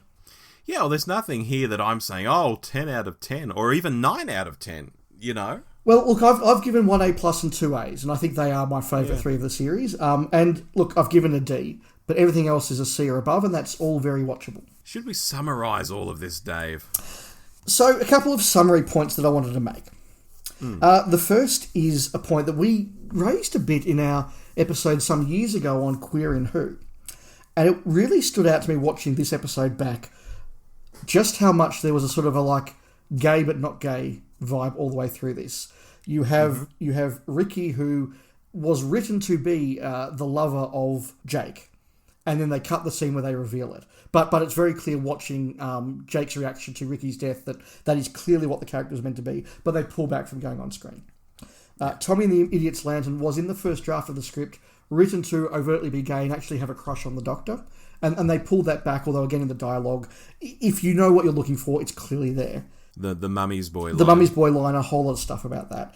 Yeah. Toby in the Satan's Pit is, again, kind of hinted and can be read as being gay. There are other examples, all of which the show pulls back from. And it just, I thought, was so interesting. Disappointing in a way, but so of its time. Like, in 2006, even Russell T Davies' Doctor Who wasn't willing to actually go on screen, that character is gay. There were several times they've gone really close, but they didn't quite do it. And so much for the so-called gay agenda. Yeah, absolutely. So look, I want to make that general point. Otherwise, I enjoyed watching this. It has been elevated in my view. There are lots of good adventures. There's only one that I think is overtly bad, and there are 2 that I think are mostly harmless. There's 1 I love, A+, 2 I really enjoy, A's. I do stand by my view that the Doctor and Rose together are often annoying, and they are a big weakness of the series, but I have appreciated that the Doctor on his own and Rose on her own are both really strong still, and so that's been a positive that I've taken away. David Tennant here is really engaging, and he's not the over-the-top mugger that I remember him being, I suspect because that's what he's going to become in later series. David Tennant went up again in my estimation watching this, but overall, it felt like a very consistent season. It felt like a very consistent vibe all the way through. And I'm very, very glad I have rewatched a lot of these because I have enjoyed it far more than I expected. Excellent. Well, if I average out all these scores I've been giving throughout this, I arrive at a 7.4 out of 10. And without Fear Her basically pooping the bed, that would have been a lot higher. You know, I think this is a very good series. And I think the fact that Doctor Who turned white hot after this is for a reason. You know, populations of people don't just randomly say something's good or bad. In many ways, this is the reverse of what's happening with the Whittaker era right now. There's broadly this negative feeling around it, and the ratings sort of reflect it. But I don't think it's some accident that happened, you know, as some on Twitter might want you to believe. Oh, it's just some people. It's just sort of an accident. You know, it's actually really good. No, I think broadly people saying the Whittaker era is not great because broadly that's what people think. And here it's the reverse. You know, Doctor Who didn't accidentally become mega in the Tennant era. It happened because of this solid set of stories, the Doctor companion interactions, stuff we hadn't seen before, which I guess becomes harder when you're making Series 13 this year, you know, rather than back in Series 2. I find it hard to fault this as a collection of stories. And it's not even my favourite Tennant series. So, you know, how's that for scary? As good as this is, I don't think it's his peak. And maybe not his peak personally, but his era's peak is what I'm trying to say. To come back to the point that I raised right at the start when we talked about our memories of this, I am very happy to say that the episodes that I thought personally, as a fanboy, were just fine, you could also say were incredibly accessible. And I totally get why something like Doomsday, which I say, look, that's fine, it was a good adventure, it's a B. A casual viewer, not even a casual fan, a casual viewer could watch and just enjoy. I totally understand why this was a success, even if it wasn't quite the hard, gritty Season 7, Season 18 Doctor Who that I would like. I think it does it very, very well, and it's very accessible. Yeah, and look, to conclude, I want to say, I think 15 years on, because it is 15 years, as we mentioned earlier. Yes. Some people out there are starting to forget how white-hot all this was and how this kicked it off. That's right. Or they didn't really grasp it at the time, because someone who's, say, 20 years old today, you know, they're out there on Twitter tearing it up, having an opinion on everything. They were only 5 when this came out. They could have watched it, sure, their parents probably put it on for them, and maybe even watched it in the years since, but I don't think at the time, when they were 5 years old, they would have really grasped what was happening in the broader fandom at the time. And guys, if you weren't there, it was huge. It was mega, and with good reason. Yeah, I think that's my final point as well. I've come to appreciate this series more on the rewatch. I've enjoyed it more, but the big outstanding memory I have of 2006 and Doctor Who is walking into the ABC shop and just seeing piles, literal piles and display stands of Doctor Who merchandise with David Tennant and Billy Piper on it, and just thinking, this is like nothing in my lifetime. This is insane. Yeah. This is nuts. This is nuts. This is mainstream, and watching it back, I can see exactly why it was. It balances the Doctor Who fan and the casual viewer in a very perfect way, and credit to it for doing that. Absolutely. Well, I think we've gone into a lot of depth on that, but we will get to the ending of our episode. We have a few emails, and I've got the first, and it is from Will Sanger. Thank you for writing in, and as always, we encourage all our listeners to write in. Hi, Rob and Dave. Hope you are well. Series 2 has always been an interesting series for me because I have a lot of nostalgic memories of watching it as a 7-year-old, and it's always been my least favourite series of RTD's run. David Tennant is my favourite incarnation of the Doctor, but I think he takes a while to find himself in the series. Mainly, he has an impulsiveness and rudeness that works with a lot of incarnations, but not the 10th Doctor. Luckily, this quickly disappears. Series 2 has a lot of stories I like and a lot I dislike. I love the Christmas invasion, school reunion, the girl in the fireplace, and the impossible planet, the Satan Pit, and I honestly enjoy Love and Monsters a lot. However, Series 2 also has some of the worst of the RTD era, with New Earth, The Idiot's Lantern, Fear Her, and I really don't like the Cybermen two-parter. The way they rewrite the Cybermen origin and overly robotic nature of the new series Cybermen, and as such I am not as fond of the finale either, or how the way they parallel Earth reality is handled. I'm going to say something unpopular. You just dished the Idiot's Lanterns. That was unpopular with me. Yeah, no, all good. All very happy to hear alternative opinions. That's fine. I'm going to say something unpopular. I think the romance between the Doctor and Rose is the only romance with the Doctor that has ever worked in Doctor Who. The reason being, it's never a relationship. The Doctor and Rose develop a close bond and connection through travelling that naturally develops into romantic feelings. The Doctor, however, knows his feelings are wrong and won't admit them.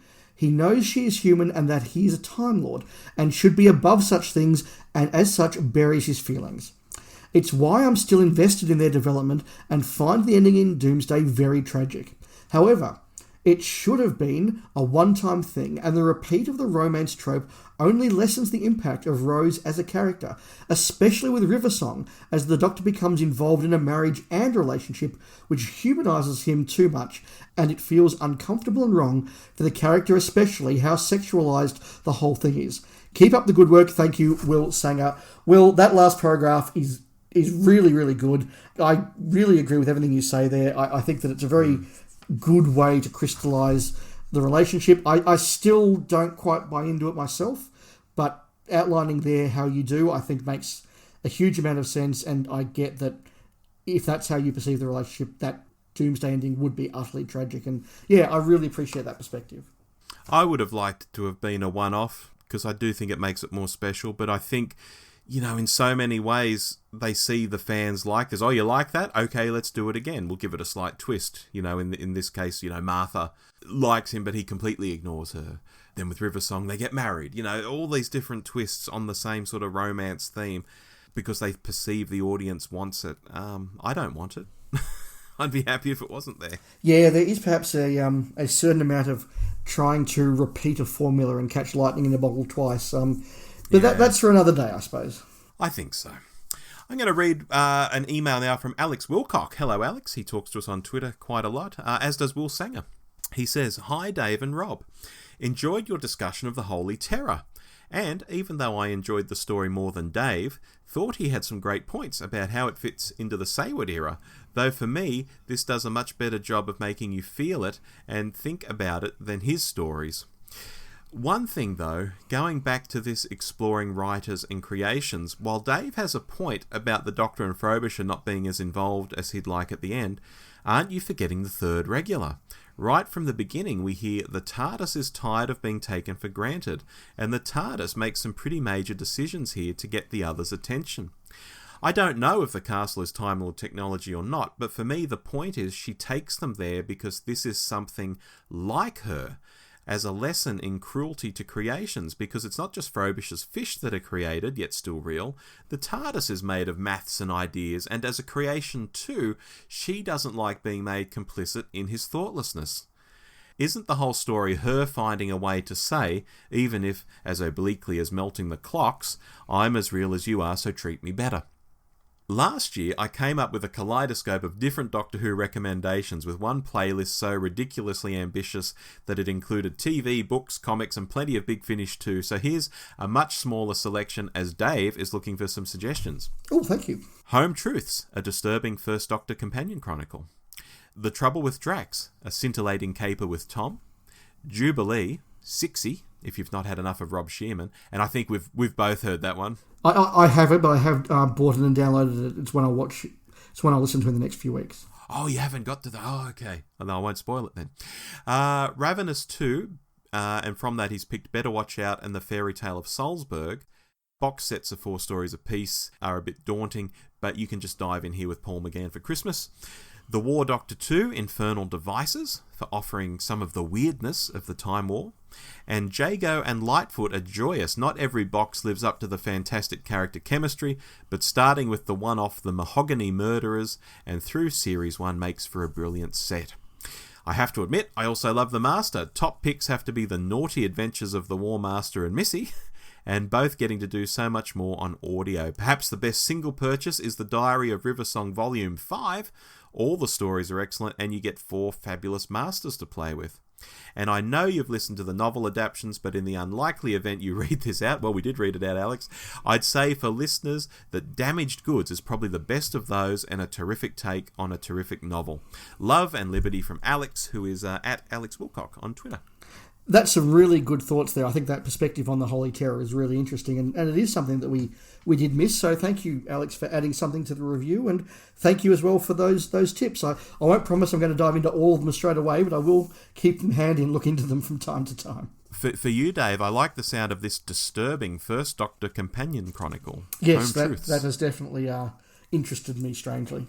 Mm. I have a comment via Facebook from Shane Gordon commenting on our Primary Sources episode 10. Okay. Rob, your comment read The Third Doctor basically equal my views exactly. I remember the first time I saw the ABC replay these, I was interested because they were, to me, New Who. However, subsequent repeats of the Third Doctor's era left me underwhelmed. If anything, they annoyed me. I just wanted to see more Davo or Colin. Funny thing though, the Third Doctor's target range were amongst my favourite books. Day of the Daleks was the first Third Doctor book I ever read, and still my favourite to now. I think my problem with the TV Third Doctor is that age-old problem. The budgets never matched what my imagination conjured reading the novels. It wasn't until the Wilderness years that I really got into the Third Doctor, as I morphed into a more appreciative fan. Instead of being a Davo Troughton fan, I became a Doctor fan, enjoying each and all of them. My first home video was Day of the Daleks, and I watched that heaps until the range expanded. Today I still love that story and watch it now with the new special effects. It still pales compared to the novel, especially that timey-wimey epilogue, but now I love the Third Doctor's era as much as any other. I can see why so many love Pertwee as the Doctor. He shines through in each and every story and is a fantastic incarnation. Well, that's good. Absolutely. Very positive. Thank you. Thank you, Shane. And finally, I'm going to read an email from John Shaw, who's written to us before, but it's actually signed from John and Beth Shaw, who is his wife. So we've got a husband and wife listening to us now, Dave. Oh, fantastic. Hi, Rob and Dave. Hope you are all good. My wife and I were talking about Doctor Who the other day, and Beth came up with this idea that Chibbers has pulled a blinder. Here's how it started. So, Beth was looking at images of Jodie's costume to get the colours right for a scarf to match my season 12 and 18 scarf she knitted me, and I made a comment, I think they made Jodie too bland. We both knew what I meant, not bland, but inoffensive, like they knew that making the Doctor female would be a big pill for some fans to swallow, so they didn't want to be any more challenging. And that got her thinking. If you were to use one word to sum up 13, it would be positive, which made her think, how did that compare to the other Doctors since the revival? So, if you take a starting point of the War Doctor, what comes after is 9, denial, 10, anger, 11, bargaining, 12, depression, 13, acceptance, which are the 5 stages of grief. Has Mr. Chibnall spotted something and carefully crafted his Doctor, or are we reading way too much into this? We look forward to your thoughts, John and Beth Shaw. P.S. Dave, you teased me on Twitter that Spacefall was coming back. I can't wait. Good, it is, and I'm glad you can't wait, and hopefully we'll get another episode out soon.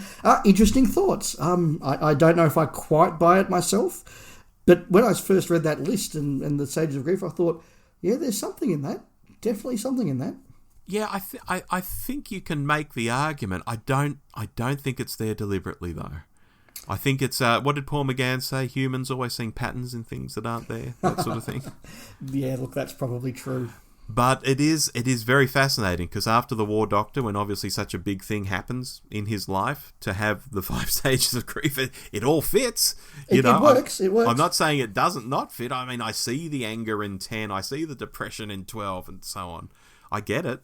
I'm not sure it's deliberate though. Well, thank you to everybody who wrote in, and as always to everybody who engages with us on social media. We've had a long conversation, but a quick wrap up now with a quick segment of what have we been watching. A couple from me. I did watch all of Loki, and I enjoyed all of Loki. I enjoy the weekly installments, as I've said before, and this was a series that people in the office would watch, and we'll all talk about it. And the good thing about that is that if you're maybe inclined to miss a week or you don't quite get to one, you've got peers going, well, we can't talk about this till you watch it, mate. Go watch it. And that keeps you going. I thought this was really good. I didn't quite enjoy it as much as I enjoyed WandaVision. I certainly got to the end of it, which is more I can say for Falcon and the Winter Soldier. The first episode and the 5th episode were really good, and the ideas were really good. Not sure about the conclusion. I won't say any more, though, because spoilers and people will still be watching it. Well, what I was going to say, what I've heard, Dave, and I've not watched it, and I don't care if you spoil me, but obviously you won't give spoilers for our listeners. I've heard that he's quite dumbed down and not really the character he was in the movies. To make the character work in a 6-part TV series, you have to change it a bit from being the comic villain that he is in a couple of movies. So he is different. I would not have said dumbed down, though. Okay. But the other thing I've watched that I've really enjoyed, I wanted to share with the listeners, is I've gone and rewatched the series Edward VII, which was a 1975 drama, and it was basically ITV's kind of response to Elizabeth R. and the Six Wives and all of the rest of that. And this is an amazing 13-part drama. If you're a fan of Golden Age British historical dramas like that, this I think is really worth finding. It's available on YouTube and it's there as Edward the King, which is what it went out as in the US. But Rob, can I just take a minute and read you just a sampling of the names of the cast in this? Sure. Annette Crosby as Queen Victoria, Timothy West as Edward VII, Helen Ryan as Princess Alexandra, later Queen Alexandra, Robert Hardy as Prince Albert, Felicity Kendall as Princess Vicky, later the Empress of Germany, Simon Gibbs Kent as the young Bertie, Christopher Neame as Kaiser Wilhelm II, Charles Dance as Prince Edward, Bruce Purchase as Alexander III of Russia, Michael Horndon as William Gladstone, Sir John Gielgud as Benjamin Disraeli, Derek Folds as Lord Randolph Churchill, Richard Vernon as Lord Salisbury, Geoffrey Baildon as Henry Campbell Bannerman, Geoffrey Beavers as David Lloyd George, Gareth Thomas as Charles Beresford, John Normington as Oliver Montague, and Moira Redmond as Alice Keppel. How's that for a big name cast? I was just waiting for Olivia Colman to get thrown in there. And look, that's only a sample of the cast. That's the names I picked out. This is just an amazing drama. It literally goes from the opening scene of episode 1, where Queen Victoria reveals that she's pregnant with her second child, right through Victoria's reign and then the reign of Edward VII. It shows the great things he did for his country. It shows all his foibles and flaws as a human being. It's immaculately cast. It's really well made. If you're a fan of that sort of drama, I think this is less well known because it wasn't a BBC, it was ITV. But if you think that cast sounds worthwhile checking out, I really encourage you to do it. Look, if only for Christopher Neame as Kaiser Wilhelm, which is just the most amazing display of madness you've ever seen on screen. A lot of location work, or is it a studio sort of thing? Some location work, but very studio bound. Okay, so it's like one of those 70s type things. Yeah, very much so. Yeah, alrighty. I've been looking at many things, including some old movies I've never seen properly, like with adult eyes. So I've been watching things like The Deer Hunter and Casablanca and things like that. But of note, I've also watched things on Netflix recently like Fear Street, which is a 3-part film based on the books Fear Street by R.L. Stine, who also wrote the Goosebumps series. And I've also jumped across to Amazon and watched James May O'Cook and Clarkson's Farm, which you've also watched, and both of those were just fantastic as well. So some really good stuff. And I've just started on a new series of my super guilty pleasure, Elite. Oh, awesome. I did see that was out. And yeah, there's a few things I want to watch. Since I mentioned Clarkson's Farm a month ago, that's taken off. Oh, it has. It's been the most watched show, I think, on Amazon of all time, which blew me away because I thought, well, that includes like the Grand Tour and stuff, which is no slouch. Yeah, for them to beat for Clarkson to beat the Grand Tour is a pretty big deal. Yeah, this is Clarkson learning how to like plant seeds and raise sheep and things, and it is the highest rating Amazon show, no lie. Yes, it is. It is. But yeah, look, I said last month I loved it. I'm glad you enjoyed it too. Absolutely fantastic. We've had a long episode this time, Rob, which is a reflection of the fact we had an entire new series to go into a lot of depth with. Listeners, I hope you've stuck with us. I hope you've enjoyed the depth we've gone into, and you'll forgive us a longer runtime than we would perhaps ideally want. But we will wrap up. Rob, what's our topic next month?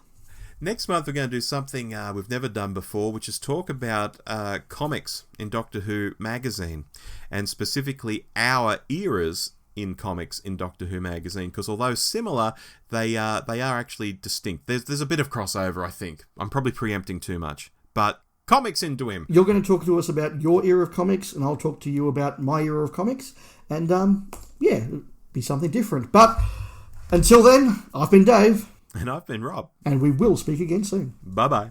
Goodbye. You've been listening to The Doctor Who Show with Rob and Dave.